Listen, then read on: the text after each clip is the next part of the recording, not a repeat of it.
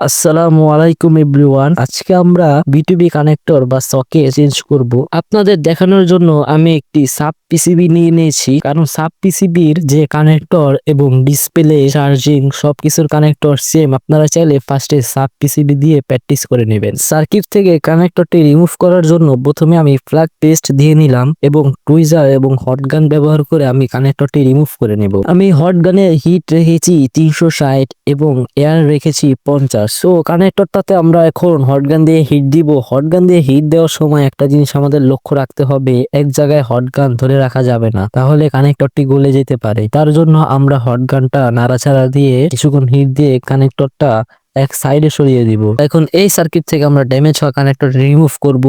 এই কানেক্টরটি রিমুভ করার সময় খেয়াল রাখতে হবে যাতে মাদারবোর্ডের কোনো পিন না উঠে যায়। এখানেও দেখতে পাচ্ছেন আপনারা, আমি খুবই সুন্দরভাবে কানেক্টরটি সরিয়ে নিলাম এক সাইডে।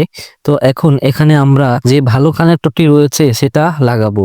লাগানোর আগে এখানে রিসোল্ডারিং উইক দিয়ে আমি এখানের যে আগের লিডগুলো ছিল সেগুলো ক্লিয়ার করে নিব। ক্লিয়ার করে নেওয়ার পর এখানে প্লাগ পেস্ট এবং বিজিএ পেস্ট দিয়ে নিব। প্লাগ পেস্ট এবং বিজিএ পেস্ট দেওয়ার পর এখানে সোল্ডারিং করতে হবে। সোল্ডারিং করার জন্য আমি সোল্ডারিং আয়রন ব্যবহার করেছি। সোল্ডারিং আয়রনটি পিসিবির সাথে বা সার্কিটের সাথে একবারে ঘষে লাগানো যাবে না, হালকা করে সোল্ডারিং আয়রনের বিটটি উঁচু করে হালকা করে এক সাইডে টান দিব, যাতে এখানে বলের মতো হয়ে যায় এবং সুন্দরভাবে সোল্ডারিং করা হয়ে গেলে আমাদের ভালো করে দেখতে হবে এখানে সবগুলো লেগ সমানভাবে হয়েছে কিনা।